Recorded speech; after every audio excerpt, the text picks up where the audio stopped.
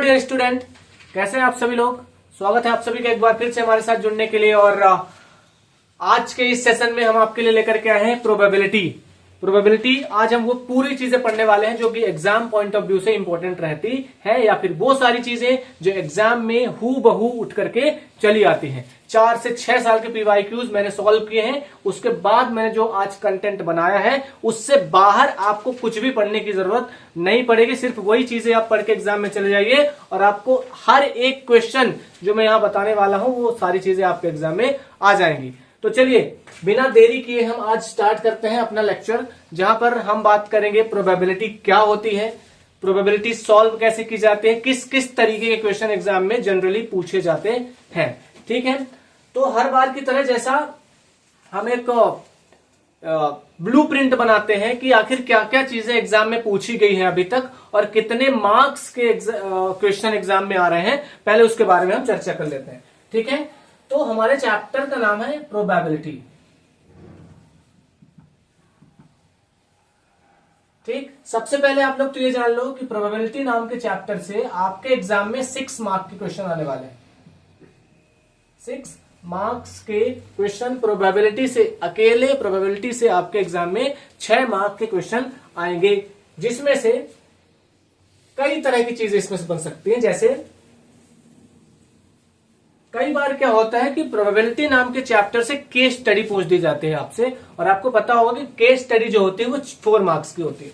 तो इसमें से 4 मार्क्स के क्वेश्चन भी बनने के चांसेस हैं, 3 मार्क्स के क्वेश्चन भी बनने के चांसेस हैं, 2 के भी चांसेस हैं, और एमसीक्यू आने के यानी 1 मार्क्स के क्वेश्चन भी आने के चांसेस हैं। टोटल मिलाकर के आपको याद रखना है 6 नंबर के क्वेश्चन आएंगे। यानी अगर उनने 4 नंबर का आपको केस स्टडी दे दिया तो हो सकता है कि 2 क्वेश्चन सिंगल मार्क्स के आ जाएं, या फिर अगर 4 मार्क्स का उनने केस स्टडी दिया तो हो सकता है एक सिंगल क्वेश्चन 2 मार्क्स में आ जाए आपके सामने। ठीक है ना, तो कुल मिला के आपको याद रखना है कि इस चैप्टर से बड़े क्वेश्चन भी आते हैं। 4 मार्क का केस स्टडी बेस्ड भी क्वेश्चन आपके एग्जाम में देखने को मिलते हैं। ठीक है, तो हम स्टार्ट करते हैं। सबसे पहले देखते हैं कि प्रोबेबिलिटी होती क्या है, इसके बाद प्रोबेबिलिटी का क्या फॉर्मूला होता है, क्या क्या चीजें इंपॉर्टेंट जो आपको जरूरी याद रखनी है। ठीक है ना, चलिए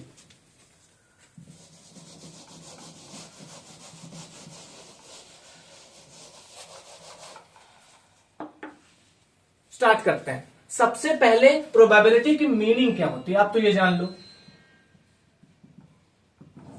प्रोबेबिलिटी की मीनिंग क्या होती है, मीन्स क्या होता है प्रोबेबिलिटी।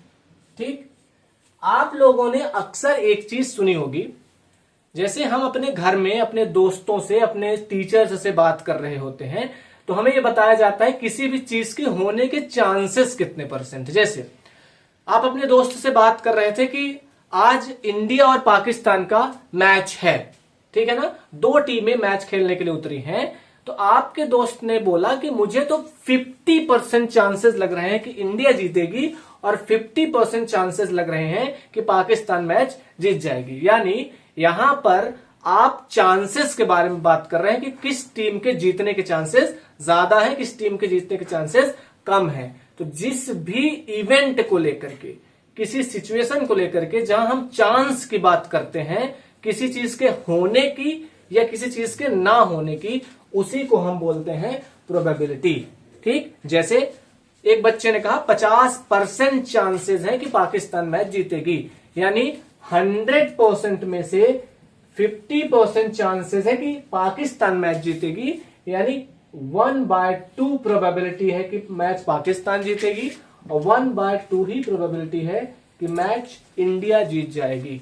ठीक, बारिश का महीना है, आप अपने घर में बैठे थे, आपका कोई एक दोस्त आया और आपने कहा चल आज स्कूल चलते हैं, तो आपके दोस्त ने कहा भाई आज बारिश होने के चांसेस हैं। ठीक है ना, तो आपने पूछा बारिश होने के चांसेस कितने हैं, नंबर में आपने पूछा भाई बारिश होने के चांसेस आखिर कितने हैं, तो बोलता है भाई मुझे ये तो नहीं पता, मुझे इतना पता है या तो होगी या तो नहीं होगी। तो क्योंकि यहां पर भी 2 ही चीजें हो रही हैं, आधी चीज के चांस है कि बारिश होगी, आधी चीज चांस है कि बारिश नहीं होगी, तो यहां पर भी 50-50% के चांसेस आपके पास हैं कि बारिश होगी कि नहीं होगी। ठीक है ना, यहां आपने देखा कि चांसेस की बात तो हो रही है, लेकिन टोटल कंडीशन आपने देखा कि दो दो कंडीशन है। क्या क्या? बारिश की अगर मैं बात करूं तो होगी या फिर नहीं होगी। ठीक, आपके पास टोटल आउटकम्स दो हैं, उनमें से आपको एक सेलेक्ट करना है कि होगी वाली सही है कि नहीं होगी वाली सही है। ठीक, इंडिया और पाकिस्तान के मैच को आप जीतने की बात कर रहे हैं, तो या तो जीतेगी एक टीम या तो हारेगी। There are only two chances. अब उनमें से अगर जीतती है तब भी वन, जीतने का वन, और टोटल टू चांसेस है तो 1/2, और अगर हारती है तब भी प्रोबेबिलिटी 1/2 ही होगी। बट कुछ कंडीशन ऐसी आती हैं जहां पर किसी चीज के मल्टीपल चांसेस हो सकते हैं, बहुत सारे चांसेस हो सकते हैं। जैसे आपने लूडो का गेम जरूर खेला होगा। लूडो के गेम में आपने देखा होगा कि 6 चांसेस आपके पास रहते हैं। ठीक, आपके पास टोटल 6 कंडीशन होती है। अगर आपने उस लूडो को फेंका, आपने उस डाय को फेंका, तो आपके पास 6 चांसेस रहते हैं। या तो 1 आ जाए, या 2 आ जाए, या 3 आ सकता है, या 4 आ सकता है, या 5 आ सकता है, या 6 आ सकता है। ठीक, बट क्या मुझे आप ये बताओ, एक ही साथ 1 और 2 आ सकते हैं क्या? ऐसे चांसेस कभी नहीं रहते। मतलब टोटल कंडीशन तो हमारे पास है कि 6 आ जाए। टोटल कंडीशन हमारे पास है कि 6 कंडीशन टोटल है हमारे पास, पर उनमें से हमेशा एक ही चीज आती है। इसीलिए इस लूडो के गेम में किसी भी एक नंबर के आने की प्रोबेबिलिटी 1/6 रहती है। यहां आपने देखा था 1/2 हो रही थी। रीजन, यहां 2 ही फेवरेबल चांसेस थे आपके पास, 2 के अलावा हो ही नहीं सकता। बारिश होगी या बारिश नहीं होगी। यहां कंडीशन है 1 भी आ सकता है, 2 आ सकता है, 3 आ सकता है, 4 आ सकता है, 5 आ सकता है, 6 आ सकता है, बट आना किसी एक को ही है। That's by 1/6। तो अभी तक मुझे उम्मीद है कि आप प्रोबेबिलिटी यानी नॉर्मल दुनिया में भी आप समझ चुके होंगे कि आखिर प्रोबेबिलिटी का मतलब क्या होता है। ठीक है ना? हर दिन हम लोग कुछ ना कुछ संभावनाओं की बात करते रहते हैं, किसी न किसी चीज के चांस की बात करते रहते हैं। जहां पर भी आप श्योर नहीं हो, 100% आप श्योर नहीं हो, अगर आपने उस चीज के चांसेस की बात की, प्रोबेबिलिटी उसी को बोला जाता है। ठीक, जहां भी चांसेस की बात आएगी वहां पर आपकी प्रोबेबिलिटी आ जाएगी। ठीक, मुझे ये उम्मीद है कि आपको ये सारी चीजें बहुत अच्छे तरीके से समझ में आ गई होगी। ठीक, अब हम थोड़ा सा एक स्टेप आगे चलते हैं कि आखिर प्रोबेबिलिटी में हम क्या क्या चीजें देखते हैं, क्योंकि अल्टीमेटली हमारा मकसद है क्वेश्चन या फिर एग्जाम ओरिएंटेड पढ़ाई करना। ठीक है ना? तो प्रोबेबिलिटी में सबसे पहले आपको 1 मार्क्स के जो क्वेश्चन होते हैं उनमें क्या क्या चीजें याद रखनी है उनके बारे में बात करते हैं। ठीक, तो कुछ मैं टर्मिनोलॉजीज की आपको बात कर देता हूं, टर्मिनोलॉजी सिखा देता हूं, इसके बाद फॉर्मूले में आएंगे, देन सीधा हम जंप कर जाएंगे जो जो टाइप के क्वेश्चन हमारे एग्जाम में आते हैं। ठीक है, तो पहले आप कुछ मीनिंग आपने समझ ली, अब हम देखते हैं कुछ टर्मिनोलॉजीज। हम किसकी बात करते हैं? कुछ टर्मिनोलॉजीज की बात करते हैं कि आखिर कौन कौन सी टर्मिनोलॉजी यूज होती है। ठीक, सबसे पहली टर्मिनोलॉजी है एलिमेंट्री इवेंट्स।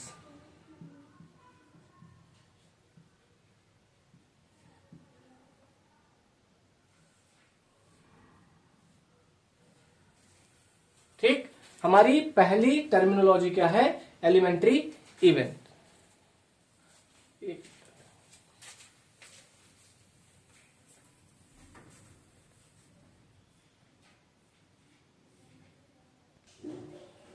ठीक है, तो सबसे पहले किसकी बात हम करेंगे? हम टर्मिनोलॉजी सीखने वाले हैं। टर्मिनोलॉजी में हम कुछ टर्म जो कि प्रोबेबिलिटी की दुनिया में हमें कराए जाते हैं उनके बारे में स्टडी करेंगे। ठीक, पहला टर्म क्या है हमारा? पहला टर्म हमारा एलिमेंट्री इवेंट्स का है। ठीक, एलिमेंट्री इवेंट्स का मतलब मैं पहले समझा देता हूं कि एलिमेंट्री इवेंट्स होते क्या है, इसके बारे में फिर इसके बाद आगे बात करेंगे। जैसे डाइस, सब लोग पासे के बारे में तो जानते ही होंगे, डाइस के बारे में। ओके, डाइस जब भी खेला जाता है, आप लूडो ले सकते हो, आप सबने लूडो तो खेला ही होगा, आप लूडो ले सकते हैं। लूडो में ये बात पता होगी कि आपके पास 6 चीजें आने के चांसेस रहते हैं। या तो 1 आ सकता है, या 2 आ सकता है, या 3 आ सकता है, 4 आ सकता है, या 5 आ सकता है, 6 आ सकता है। ठीक है ना। इसके अलावा क्या कोई चीज आ सकती है? प्रोबेबिलिटी की दुनिया में इसके अलावा कोई चीजें नहीं आ सकती है। ठीक है ना। तो अगर हर एक इवेंट को, जो भी 1 आना, 2 आना, 3 आना, 4 आना, 5 आना, 6 आना, अगर इनको मैं इंडिविजुअली बात करूं, अकेले अकेले बात करूं, इन्हीं को बोला जाता है एलिमेंट्री इवेंट्स। ठीक, किसी एक बड़े इवेंट्स के बारे में जब उसकी एक छोटे छोटे इवेंट सबको मैं अलग अलग से बात करूं, इंडिविजुअली बात करूं, उन्हीं को बोला जाता है एलिमेंट्री इवेंट्स। ठीक, तो इस बात को आपको ध्यान रखना है कि एलिमेंट्री इवेंट्स यही कहलाते हैं। तो एलिमेंट्री इवेंट्स के बारे में एक फैक्ट है, इसको नोट डाउन करोगे कि sum of all elementary event, ये एग्जाम में क्वेश्चन आया हुआ है। Sum of all elementary events,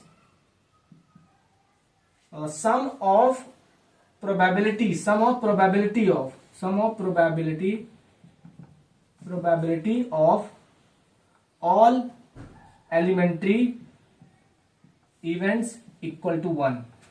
ठीक, जितने भी एलिमेंट्री इवेंट्स होते हैं उनकी जो प्रोबेबिलिटी आती है, अगर उनको मैं सम कर दूं तो आंसर कितना आना है?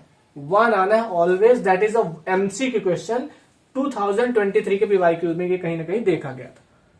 ठीक है ना। मुझे अच्छे से याद नहीं कि 22 में था या 23 में, बट ये क्वेश्चन कई बार एग्जाम में आया हुआ है। ठीक है, चाहे बेसिक वाले हो चाहे स्टैंडर्ड वाले हो, सबके लिए है। ओके, तो पहली चीज हमने एक टर्मिनोलॉजी पढ़ी, एलिमेंट्री इवेंट्स। ठीक, दूसरा टर्मिनोलॉजी हमारे पास है इम्पॉसिबल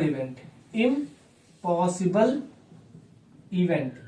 अब मैं बार बार जो इवेंट्स की बात कर रहा हूं, तो इवेंट का मतलब आप समझ लो। इवेंट का मतलब कुछ नहीं है, जैसे मैंने कहा कि अगर आपने लूडो को फेंका, लूडो की वाली जो गोटी आप खेलते हो उसको अगर आपने फेंका, तो 1 आना, 2 आना, 3 आना, 4 आना, दीज आर द इवेंट्स। इन्हीं को हम क्या बोलते हैं? इन्हीं को हम इवेंट्स बोलते हैं। ठीक है ना। 1 आ गया यानी हमारा इवेंट क्या था? 1। 2 आ गया, हमारा इवेंट क्या था? 2 था। समझ गए? तो इवेंट्स इन्हीं को कहते हैं। अब हम बात कर रहे हैं इम्पॉसिबल इवेंट। इम्पॉसिबल टर्म से तो आप तो बिल्कुल बाकी भी होंगे। मैंने कहा आप ना एक सिक्के को उछालो, सिक्का हमने उछाल दिया, बट उसमें मैंने कह दिया कि भाई सिक्के को उछालने के बाद हेड और टेल के अलावा मैंने कुछ और बोल दिया, है ना। क्योंकि सिक्के को उछालने में क्या क्या चीजें आती हैं? या तो हेड आती है या तो टेल आती है। बट मैंने कहा कि एक सिक्के को उछालने पर 6 आने की प्रोबेबिलिटी क्या है?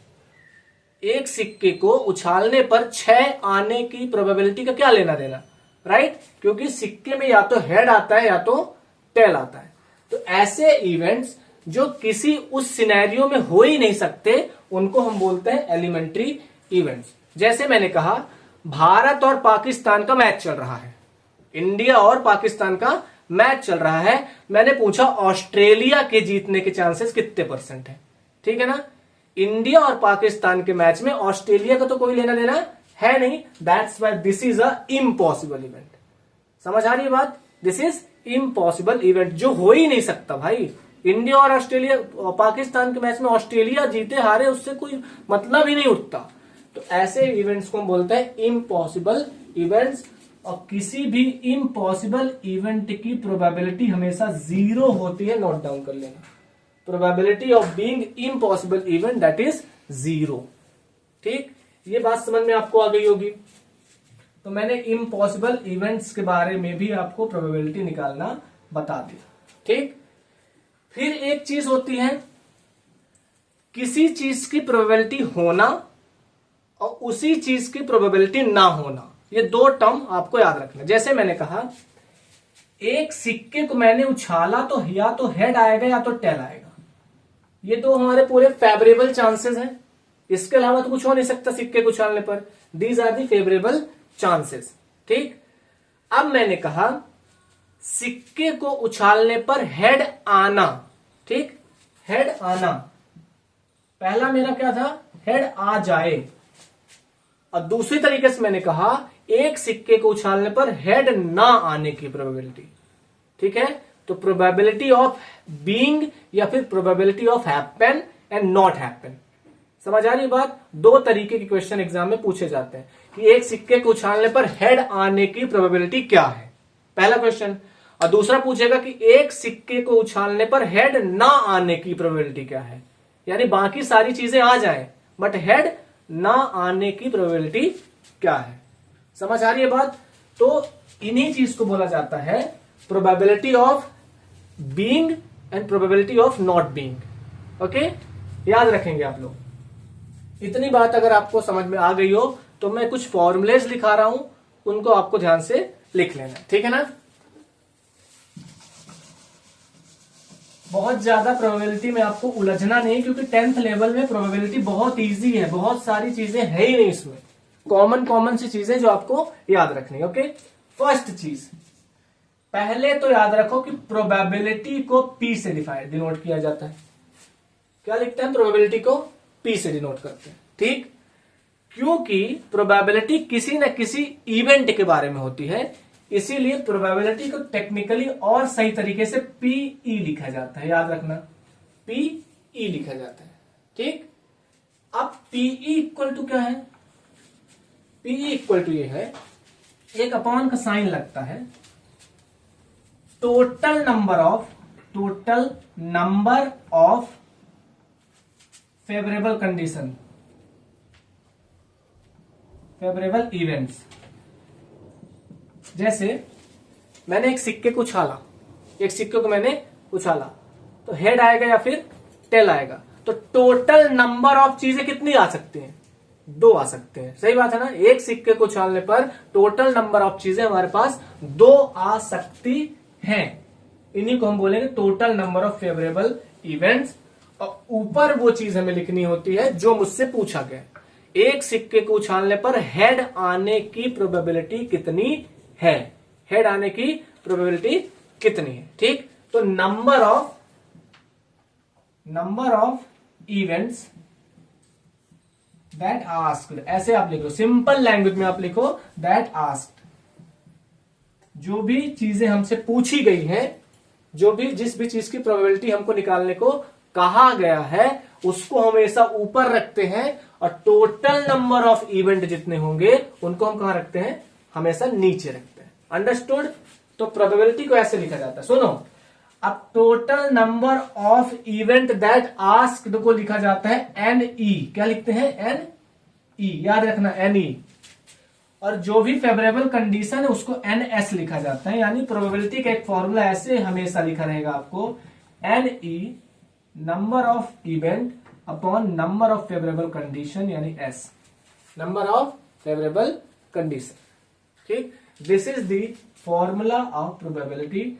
इसको हर जगह हम लोग यूज करने वाले होंगे, इसको अच्छे से याद रखना है आपको, ठीक है ना। एग्जामिनर इन चीजों में मार्क्स कट नहीं करता, उसको आपसे मतलब इस चीज से कि आप फिनोमिना या फंडामेंटल चीजें जो है वो समझ रहे हो कि नहीं समझ रहे हो, आपका आंसर सही तरीके से लिखा होना चाहिए बस, ठीक है ना। तो ये आपको फॉर्मूला याद रखना है सबसे पहले, ठीक है। फिर इसके बाद इसको मैं हटा दूं। अब दूसरी चीज समझना, अब probability of all elementary event, मैं पहले ही बता चुका हूं, एलिमेंट्री इवेंट, जितने भी एलिमेंट्री इवेंट्स होते हैं उनकी प्रोबेबिलिटी, ठीक है ना। मान लो एक मैंने डाई को थ्रो किया, ठीक, खेलो कि नहीं खेलो, डाई तुम खेला कभी, पासे के साथ खेला कभी? हाँ, मैंने उसको थ्रो किया, ठीक है। 1 आता है कि नहीं आता? तो मान लो 1 को मैंने E1 माना, क्या माना? E1। 2 आता है तो उसको E2 माना, दूसरा इवेंट मान लिया। 3 आता है तो मैंने उसको E3 माना, मैं लेट कर रहा हूं ना, 3 माना। E4 माना किसको मैंने? जो 4 आता है। E5 माना मैंने जो 5 आता है। E6 माना मैंने जो 6 आता है। यही सारी चीजें आ सकती है, इसके अलावा कुछ आ नहीं सकता, ठीक। और टोटल कितने आ सकते हैं? टोटल 6 चीजें आ सकती हैं। तो मैंने कहा भैया प्रोबेबिलिटी ऑफ 1 आने की प्रोबेबिलिटी क्या होगी? तो आपको पता है कि 1 तो एक ही बार आ सकता है। हाँ, इस पूरे कंडीशन में 1 कितनी बार आ सकता है? 1 एक बार आ सकता है। तो ऊपर मैं लिखूंगा NE1 और अपॉन में लिखूंगा NS। ठीक है ना, बात समझो। NE1 का मतलब ये वाला कितनी बार आएगा, तो 100% क्लियर है कि इन 6 बार में से एक ही बार ये आ सकता है। तो 1 एक चांस है इसके, और टोटल कितने चांसेस हमारे पास 1 2 3 4 5 एंड 6। सो 1 आने की आपकी प्रोबेबिलिटी है 1/6। अगर मैं 2 आने की बात करूं तब भी वो एक ही बार आ सकता है, तो 1/6। 3 आने की बात करूं तब भी आ सकता है 1/6 1/6 1/6। इन सब की इंडिविजुअल प्रोबेबिलिटी क्या होगी 1/6। यानी मैं बात करूं PE1 equal to PE2 equal to PE3 equal to PE4 equal to PE5 और इक्वल टू PE6। ठीक, और सब कितना आएंगे 1/6 1/6।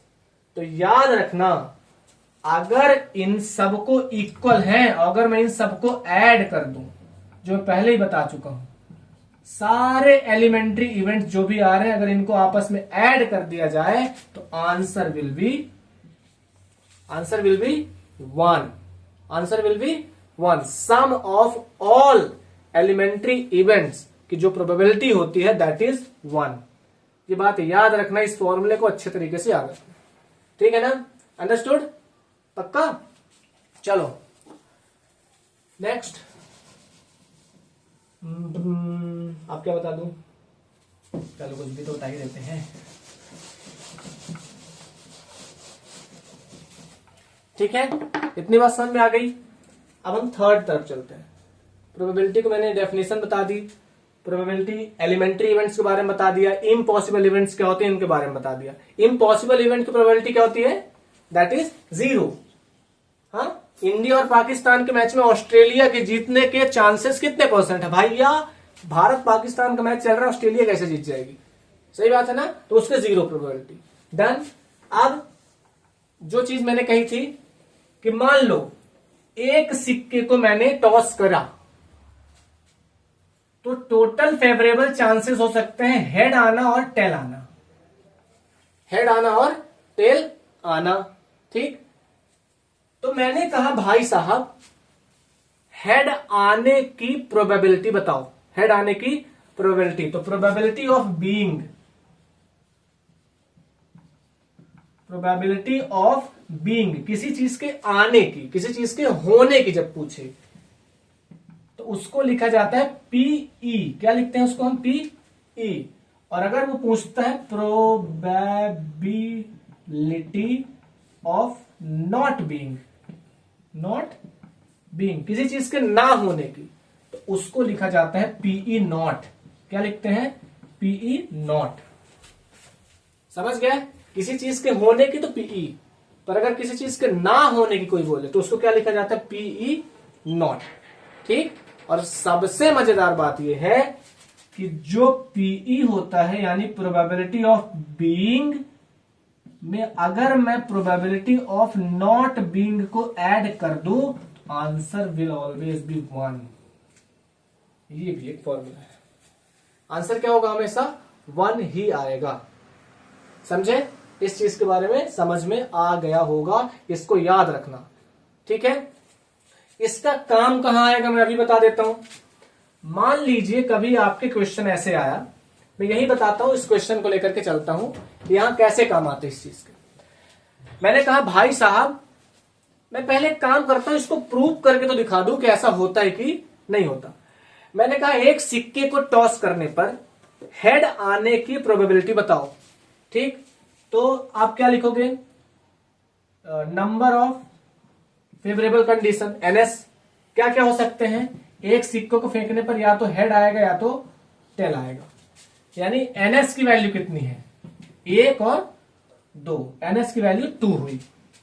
ठीक, फिर number of event, number of event मतलब जो आप पूछ रहे हो, तो क्या पूछा है आपने, हेड आने की, तो हेड की पूछ रहे हो आप तो ओनली हेड आएगा, हेड आने की पूछ रहे हो आप, तो नंबर ऑफ ई की वैल्यू कितनी आई, 1। ठीक, तो प्रोबेबिलिटी कितनी होगी, हेड आने की प्रोबेबिलिटी होगी NE अपॉन NS, ये फॉर्मूला मैंने लगा लिया।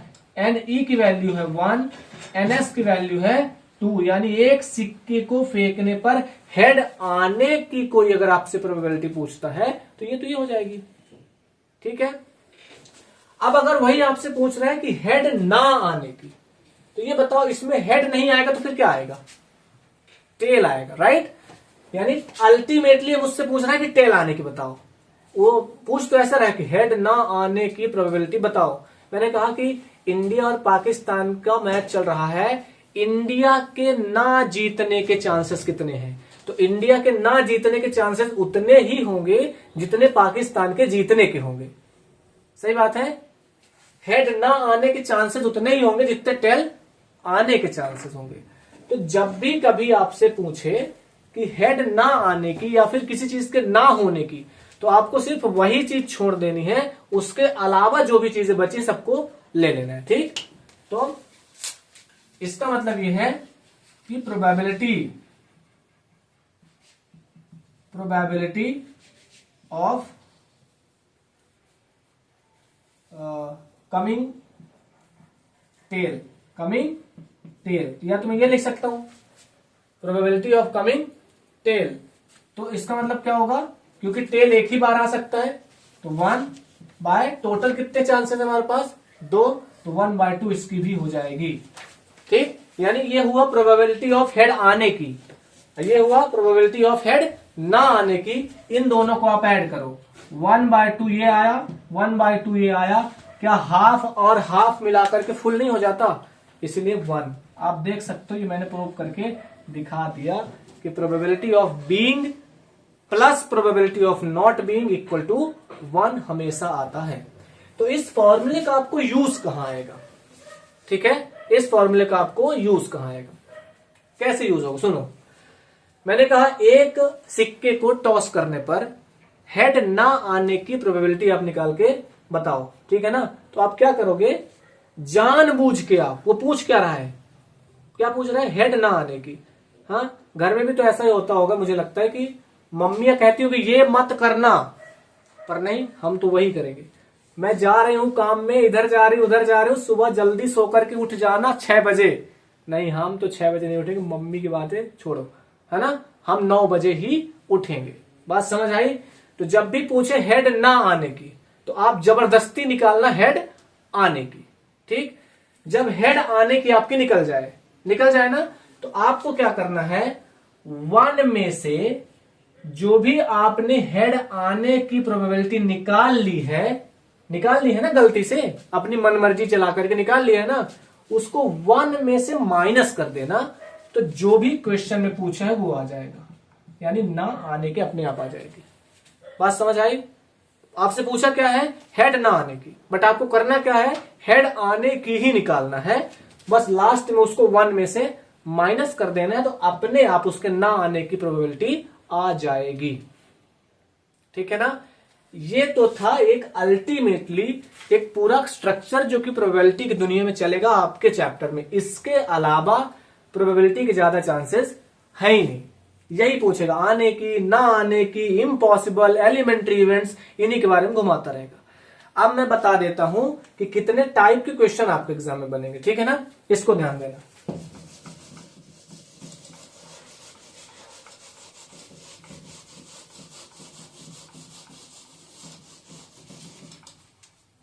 समझ आया। अब बात करते हैं कितने टाइप के आपके एग्जाम में क्वेश्चन आने वाले हैं। टाइप्स ऑफ क्वेश्चन जो कि आपको एग्जाम में मस्ट पढ़ के जाना है, इतने में आपका पूरा सिलेबस कवर हो जाएगा, ठीक है ना। पहले क्वेश्चन आएगा कॉइन से रिलेटेड, सिक्के को फेंकने पर, सिक्के को ना फेंक, ऐसे सारी चीजें, ठीक, सिक्के को फेंकने पर, ओके। दूसरा क्वेश्चन आपका आएगा डाइस वाला, एक डाइस को थ्रो करने पर, ठीक। अब डाइस वाले में बहुत सारी चीजें सब सेक्शन होंगी, बट दूसरे टाइप का क्वेश्चन क्या होगा, डाइस वाला। तीसरे टाइप का क्वेश्चन होगा, एक बहुत बड़ा थैला है, एक बहुत बड़ा बोरा है, बहुत बड़ा एक झोला रखा हुआ है, उसमें अलग अलग कलर की बॉल डली हुई है ना, पीली कलर की, ब्लू कलर की, रेड कलर की बॉल डली हुई है, उनमें से एक बॉल आंख बंद करके उठाना है, उसके आने की प्रोबेबिलिटी क्या है। ठीक, किसी कलर के आने के क्या चांसेस है वो आएगा। तो तीसरे टाइप को क्या आएगा, कलर की बॉल कलर वाले क्वेश्चन आएंगे। ठीक, अलग अलग कलर की बॉल्स उसमें डली हुई हैं।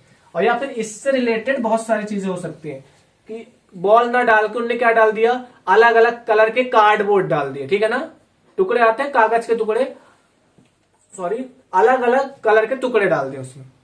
ये हो गया। चौथे टाइप का क्वेश्चन आएगा आपके एग्जाम में सट्टा खेलने वाला। ठीक है ना, कौन से वाले, कार्ड वाले क्वेश्चन, कार्ड वाले, ताश के पत्तों वाले। ठीक है ना, ताश के पत्तों वाले क्वेश्चन आएंगे। ठीक, ये 4 तरह के ही क्वेश्चन आपके एग्जाम में आने वाले हैं, इसके अलावा कुछ भी है ही नहीं चैप्टर में। ठीक है ना, मतलब यहां अगर आपका बेसिक होगा और आपने थोड़ी प्रैक्टिस करके रखी है तो उनने अगर अपनी तरफ से क्वेश्चन थोड़ा बहुत घुमा भी दिया तो आपको कोई प्रॉब्लम होने वाली है ही नहीं।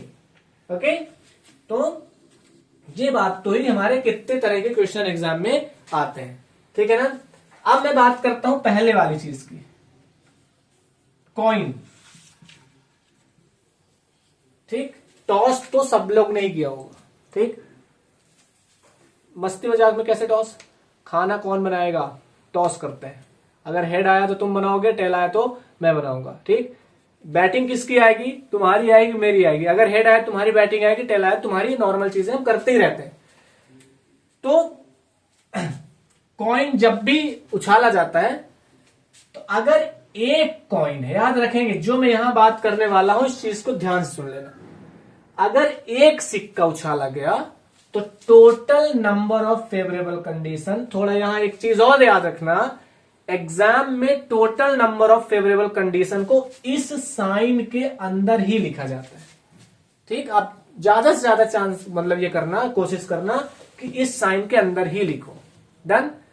एक सिक्के को उछालने पर क्या आ सकता है, इधर इट विल बी हेड और it will be tail, otherwise कुछ भी नहीं आ सकता।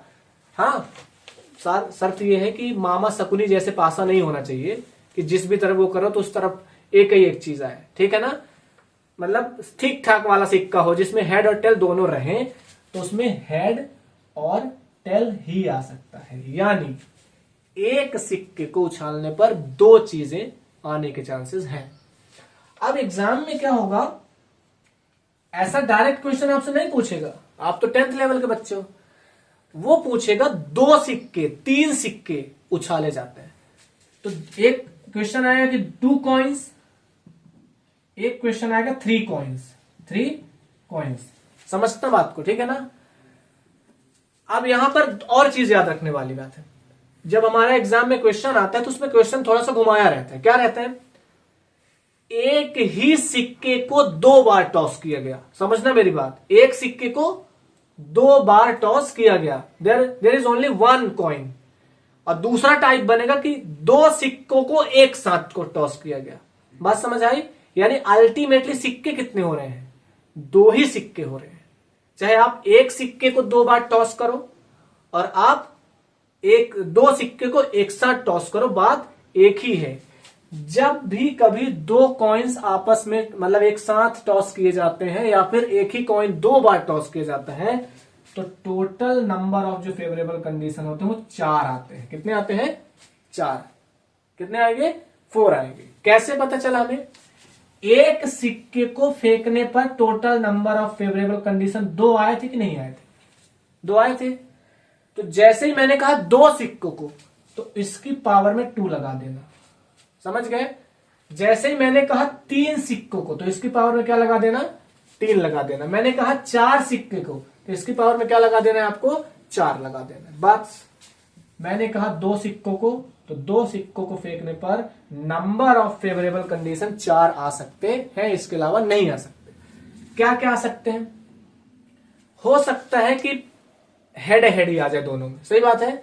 हो सकता है कि दोनों में क्या आ जाए, हेड और हेड आ जाए, दोनों में हेड आ गए। दूसरी कंडीशन हो सकती है कि दोनों में टेल ही टेल आ जाए, सही बात है, दोनों बार टेल ही टेल आ जाए। तीसरी कंडीशन हो सकती है पहले वाले में हेड दूसरे वाले में टेल आ जाए। और चौथी कंडीशन हो सकती है कि पहले में टेल और दूसरे वाले में head. This is called total favourable condition. 3 सिक्के उछालेंगे तो तुरंत लिखना 2⁻³ यानी 8 चांसेस हैं, 8 तरीके की चीजें हैं। क्या क्या? या तो तीनों में हेड हेड हेड आ जाए, या तो तीनों में टेल टेल टेल आ जाए। सही बात, हो सकता है कि नहीं? तीनों में टेल टेल टेल हो जाए। या हो सकता है पहले वाले में हेड आ जाए, बाकी दोनों में टेल रहे। सही बात। हो सकता है पहले वाले में भी हेड आ जाए, दूसरे वाले में भी हेड आ जाए, लेकिन तीसरे वाले में टेल रहे। और क्या हो सकता है? पहले वाले में टेल, दूसरे वाले में हेड और तीसरे वाले में भी हेड आ जाए। और क्या हो सकता है? पहले में टेल, दूसरे में टेल बट तीसरे में हेड आ जाए, ये हो सकता है। और एक हो सकता है हेड टेल हेड, और एक हो सकता है टेल हेड टेल। इसके अलावा कुछ हो सकती है चीजें। आप काउंट करो, आपको 8 चीजें दिख रही होंगी। 1 2 3 4 5 6 7 8 8 टोटल चांसेस होते हैं। याद कर लेना, रट लेना। एक सिक्के को एक बार उछालने पर नंबर ऑफ टोटल, टोटल हम जो नीचे लिखते हैं ना प्रोबेबिलिटी के फॉर्मूले में, जो हम नीचे लिखते हैं, एक सिक्के को फेंकने पर 2 रहेंगी, 2 सिक्कों को फेंकने पर 4 रहेंगी, और 3 सिक्के फेंकने पर 8 हमेशा नीचे लिखा जाएगा, और ऊपर वो लिखा जाएगा जो मुझसे पूछा जाएगा। सिक्के से रिलेटेड ये चीजें मस्ट रिकॉल करके रखना है आपको।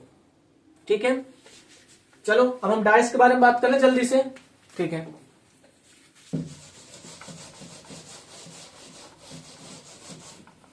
डाइस में क्या होगा?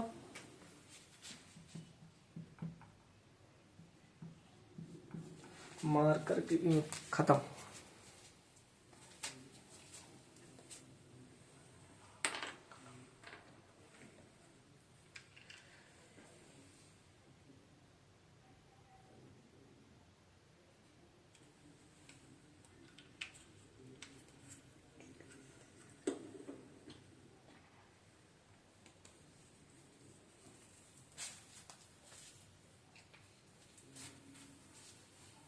चलिए अब हम डाइस के बारे में बात करें। ठीक, सेम चीज यहां पर भी 2 ही तरह के क्वेश्चन आते हैं। इसमें एक डाई को थ्रो किया जाता है, फिर 2 डाइस को आपस में थ्रो किया जाता है एक साथ। ठीक, तो इसमें 2 ही चीजें रहती हैं, क्योंकि होने को 3 चीजें हो सकती हैं, बट 3 बहुत बड़ा हो जाता है। 4 डाइस को एक साथ फेंकने पर बहुत सारे नंबर आ जाएंगे। ठीक, एक डाई को फेंकने पर क्या क्या चांसेस आ सकते हैं? That will be 1, that will be 2 3 4 5 6। क्या इसके अलावा कुछ आ सकता है?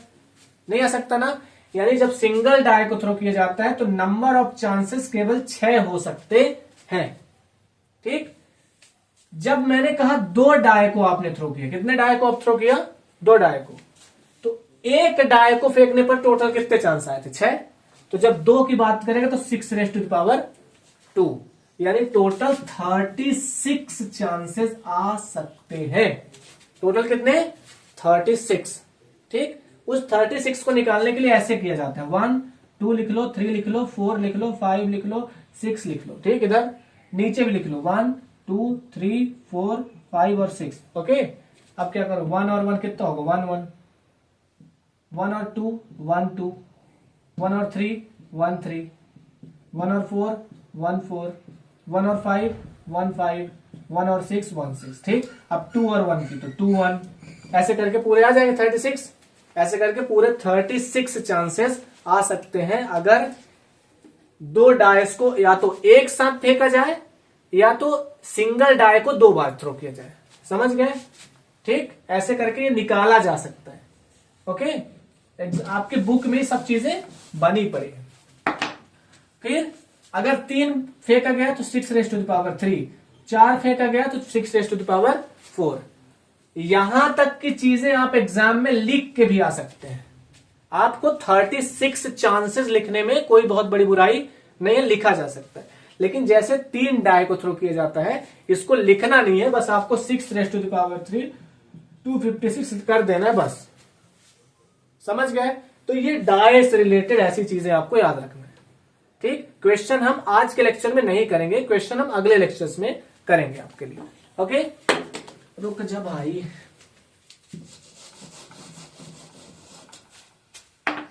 चलो अब किसकी बात कर ले?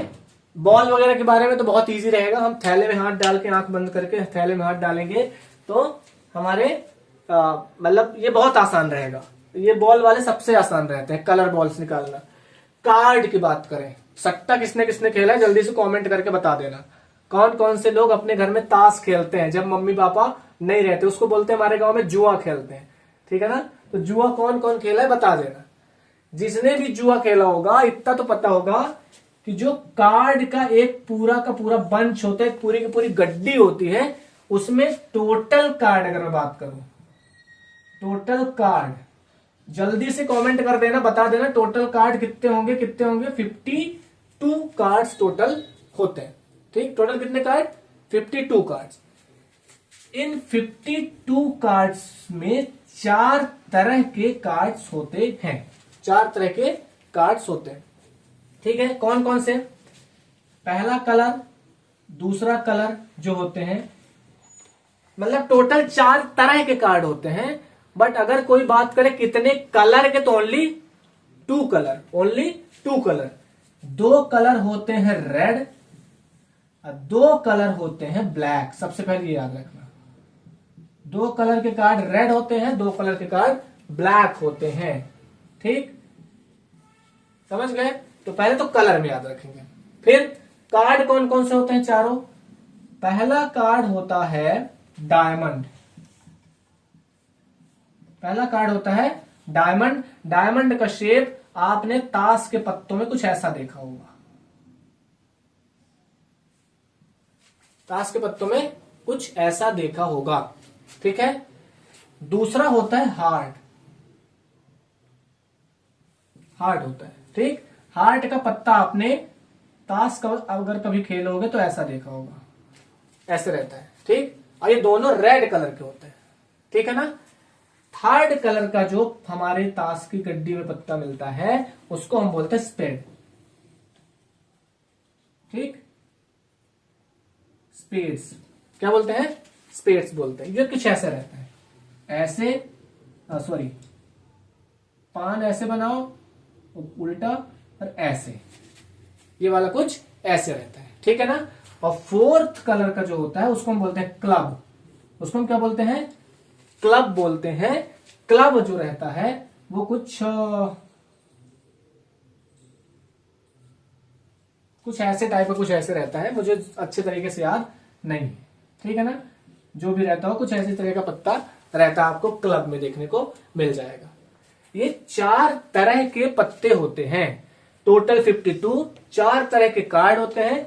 तो अगर मैं 52 को 4 से डिवाइड करूं तो सारे के सारे कार्ड्स का नंबर 13, 13, 13, 13, 13, 13 सारे कार्ड्स होते हैं, ठीक है? 13, 13 सारे कार्ड्स आपके पास होते हैं, ठीक? बहुत इंपॉर्टेंट है, यहां से बहुत क्वेश्चन बनते हैं, इस बात को याद रखना है आपको। 13, 13 सारे कार्ड्स होंगे, ओके? अब मैं बात करूं 13 कार्ड्स में, 13 कार्ड्स में 13 कार्ड का एक बंच आप जब लेकर के आओगे उसमें आपको 13 पत्तों में मिलेगा क्या क्या याद रखना। तो 2 से लेकर के 10 तक के आपको नंबर मिलेंगे, 2 से लेकर के 10 तक के नंबर मिलेंगे। तो कितने हो गए? 2, 3, 4, 5, 6, 7, 8, 9, 10, टोटल 9 आपको नंबर कार्ड मिलते हैं। कितने? 9 नंबर कार्ड, ठीक है? 9 नंबर कार्ड। 13 के एक बंच में बात कर रहा हूं, ठीक है ना? 13 के एक बंच में 9 नंबर कार्ड होते हैं। फिर उसी 13 के एक पंच में आपको 3 फेस कार्ड मिलेंगे, फेस कार्ड। 13 के एक बंच में 3 फेस कार्ड रहते हैं। फेस कार्ड मतलब चेहरा वगैरह बना रहता है। कौन कौन से? एक तो रहता है किंग, के वाला, ठीक? एक होती क्वीन, क्यू वाली। एक होता है जैक। क्या होता है? जैक यानी आपके जोकर भाई साहब, उनको जे से लिखा रहता है, ये पत्तों में इमेज बनी रहती है, तो ये फेस कार्ड है। और एक होता है एस। एक होता है only one card is S, S को हम इक्का बोलते हैं, क्या बोलते हैं, इक्का, ठीक है ना। तो 13 के एक बंच में 9, 3 12 और 1 13 ऐसे करके रहते हैं, और ऐसे ही सारे 13 13 13 13 में होते हैं, ठीक। तो अगर मुझे ये बताओ, ध्यान से मुझे बताना, कहां पर लिख दूं, यहां पर बताऊं, 52 के टोटल पूरे पूरे बंच में नंबर कार्ड कितने होंगे बताओ। नंबर कार्ड इक्वल टू कितने होंगे, 9, फिर 9, तीसरे वाले में भी 9 और चौथे वाले में भी 9, तो 9 4 36, टोटल 36 नंबर कार्ड होते हैं, याद रखना, टोटल 36 नंबर कार्ड होते हैं। क्यों, क्योंकि 13 में 9, फिर दूसरे वाले भी 13 में 9, तीसरे वाले भी 13 में 9 और चौथे वाले 13 में भी 9, तो 9 4 बार आ रहा है, तो 9 4 36। अगर मैं बात करूं फेस कार्ड कितने हैं टोटल, है ना, चारों पत्तों मिलाकर के फेस कार्ड, तो एक में 3, तो चारों में 3 4 12, 12, ठीक, 12 हमारे फेस कार्ड होते हैं। और अगर चारों पत्तों में मैं एस की बात करूं, तो एक में एक, दूसरे में एक, तीसरे में एक, चौथे में भी एक, यानी टोटल नंबर ऑफ 4 आप ऐड करो, 4 तो 6 और 6 12, 2 कैरी 1, 3 और 1 4, 5 52 टोटल आ गए कि नहीं आ गए, ठीक है ना। This is very important thing कि आपको यहां पर सारी की सारी चीजें पता होनी चाहिए, कितने फेस कार्ड, कितने नंबर कार्ड, कितने एस, क्योंकि एग्जाम में यही रहेगा कि एक एस को बाहर निकाल लिया जाए, ये सब कुछ चीजें चलेगी, ठीक है ना। Okay done. तो आज हम इतना ही रखते हैं, बेसिक इंट्रोडक्शन की जो भी चीजें थी हमने आज प्रोबेबिलिटी की हमने बात कर ली है। कल हम क्या करेंगे, जो इंपॉर्टेंट क्वेश्चन है, जो एग्जाम में क्वेश्चन आते हैं मल्टीपल क्वेश्चन की हम प्रैक्टिस कर लेंगे और आपको सारी चीजें समझ में आ जाएंगी। तब तक के लिए वीडियो को देखने के लिए थैंक यू सो मच, मिलते हैं, बाय बाय।